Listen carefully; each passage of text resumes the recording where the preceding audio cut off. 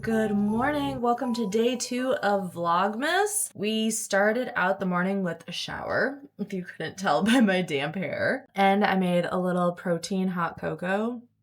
But this morning, before I start work, I wanted to make chili, like just a crock pot of chili and just have that sit all day. I obviously have to pull out the crock pot. Step 1. Now you may be wondering, Kayla, wasn't it just Thanksgiving? Don't you have a fridge full of food? And the answer to that would be absolutely, yes, we do have a fridge full of food. I don't know, some of the food in there though, I think I'm just gonna toss. I'm not sure. We'll figure it out. Ooh, actually, you know what might be interesting? Taking some of the stuffing and putting chili on top of it. Or even chili, oh my god, chili on top of the mashed potatoes. Gag me. Oh my god, that sounds so good. Anyways, you guys put corn in your chili? I feel like that could be a divisive topic. Like some people would be like, absolutely. Of course I put corn in my chili. And some people might be like, what is wrong with you? That's disgusting. I feel like honestly, it really just depends on the recipe on whether or not I put corn in my chili. But today I'm making chili with the heart. There is no recipe. I just bought a bunch of random chili ingredients the other day while I was shopping for Thanksgiving. That's what we're going with. I still have to brown the meat, but I figured at the very least I can get all the canned goods into the crock pot first. I also started the advent calendar book last night.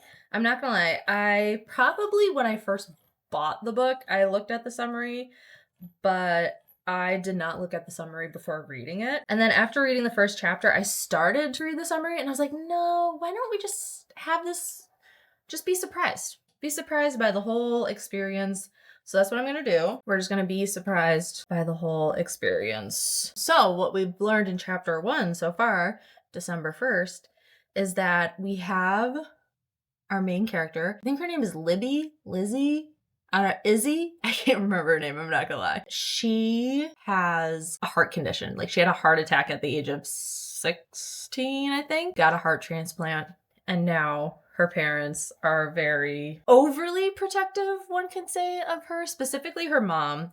During the process of all of her heart stuff, her parents did get a divorce. So her mom is dropping her off to stay at her dad's ski chalet. And mom is very overly protective, whereas dad is all like a little bit more free-spirited. Obviously, he cares for his daughter and stuff and wants what's best for her, but also he's like, she can't live in a bubble. She's not bubble boy. She can't live in a bubble her whole life.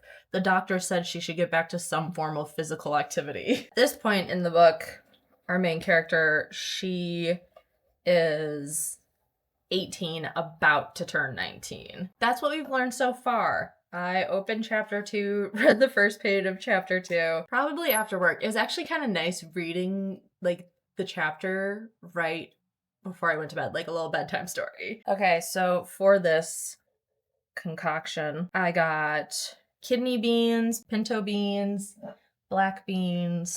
I have corn, obviously, tomato paste, and then fire roasted diced tomatoes. I'm not gonna lie, I hate just raw tomatoes. They disgust me, but I do enjoy tomatoes like in things sometimes. Chili is one of those things where I've gotten used to having tomatoes in it, but like salsa, I'm still weird about salsa. It has to be like the certain consistency of salsa. If it's like the really chunky, what's the, like pico de gallo? I can't do it. They're too close to their raw state in that format. Whereas at least in like chili, it's mixed in with a bunch of stuff and it almost kind of like disappears. So yeah, today is a work day. So unfortunately we do have to work, but also today is Tuesday and I am a part of Gavin's YouTube membership. On Tuesdays, we do reading/productivity sprints. I think during that, what I'm going to do is during like the actual sprinting portion, I'm going to bust out my walking pad, which is actually really nice because his sprints are usually 40 to 50 minutes. That's like a decent chunk of time to just be walking on the walking pad. And I might start a book today too. I have a bunch of audiobooks checked out on Libby, so we might start an audiobook.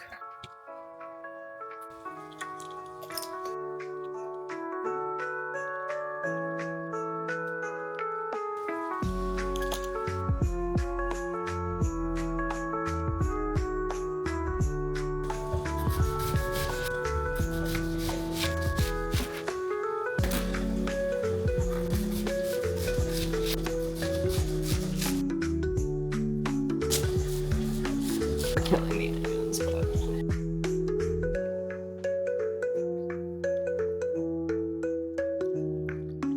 Dan would stash it all at state law, which means he's.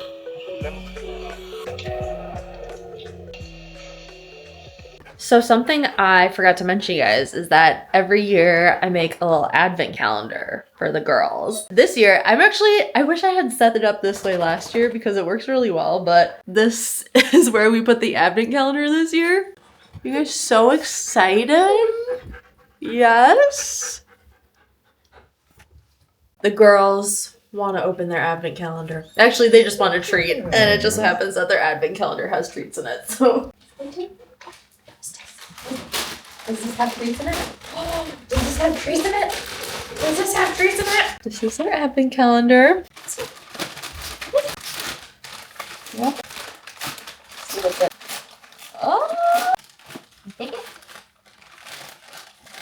Take one. Just one. There you go. Good job, girls. I totally forgot to show you guys that. But every year, ever since I got Jinx, every Christmas, I put up together a little advent calendar. Also, I realized I haven't flipped the calendar. Already the second and I haven't flipped it.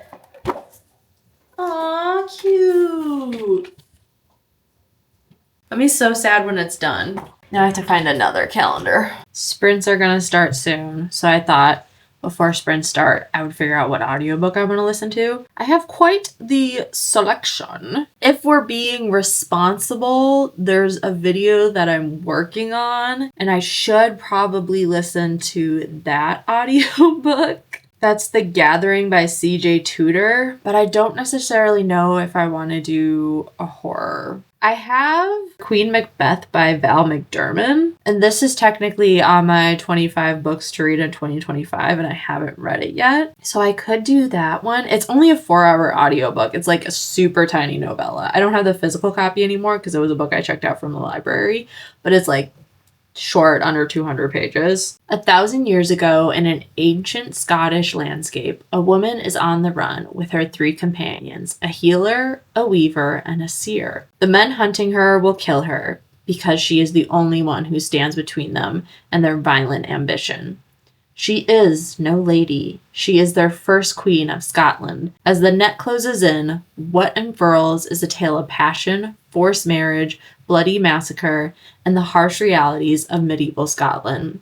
At the heart of it is one strong, charismatic woman who survived loss and jeopardy to outwit the endless plotting of a string of ruthless and power-hungry men.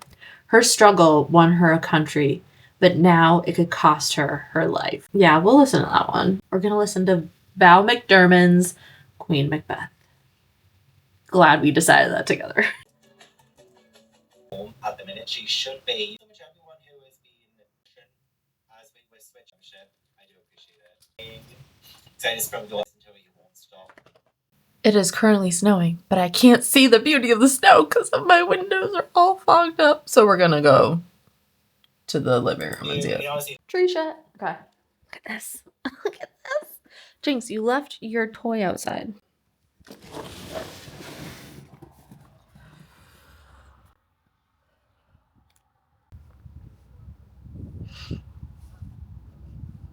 Checking in on the chili. Oh, y'all, this smells so good. Better. We're getting better.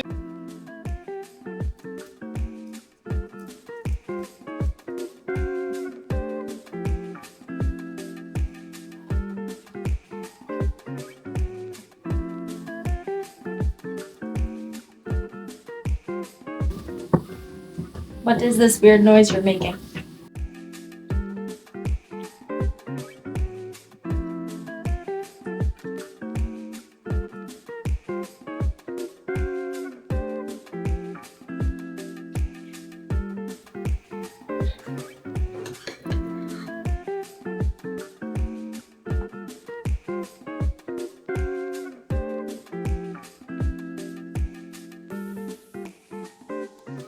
Okay, girly pop.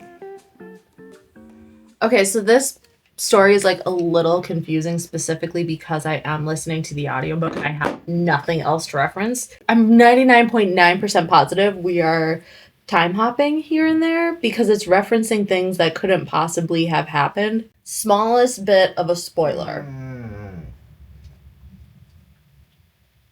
What?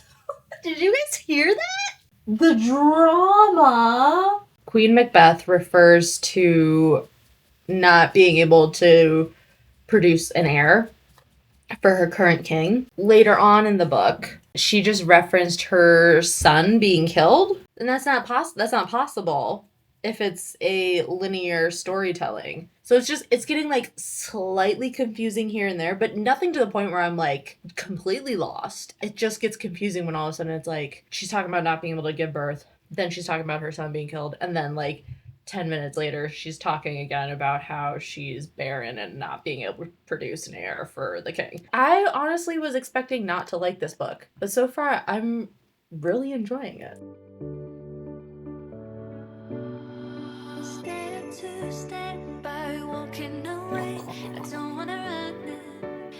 Are you getting camera shy? Are you getting camera shy? You know what you're doing this thankfully for this weekend. The only thing I made. You already.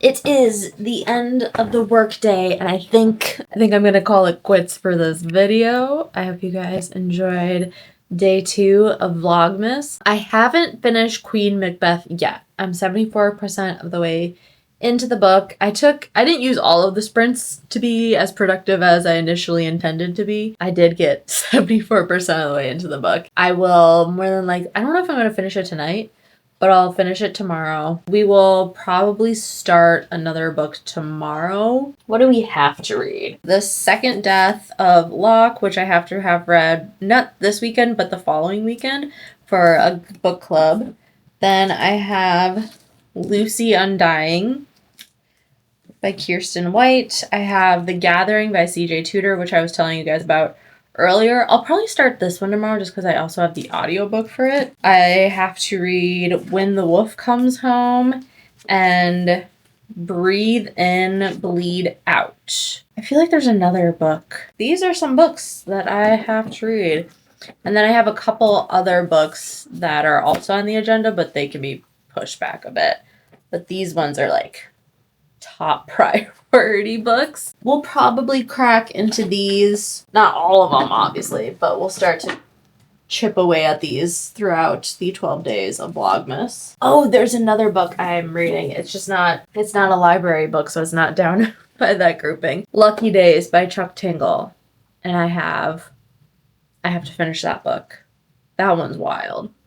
I don't know why I stopped reading it though. Sometimes I just get like these bouts of like, oh my god, I'll inhale books. And then there's sometimes where I could go like weeks without touching a book. I'm trying to just have more consistent reading habits instead of like reading a bunch all at once and then not reading for forever. I'd rather just like read every single day. That's something we're going to be doing next year. That's a little project I have for next year. That's it for today. Thank you guys so much for hanging out with me. We'll talk more about the advent calendar books that we're cracking into tomorrow. We'll talk about, I'll give you my final thoughts on Queen Macbeth in the next video. I said tomorrow.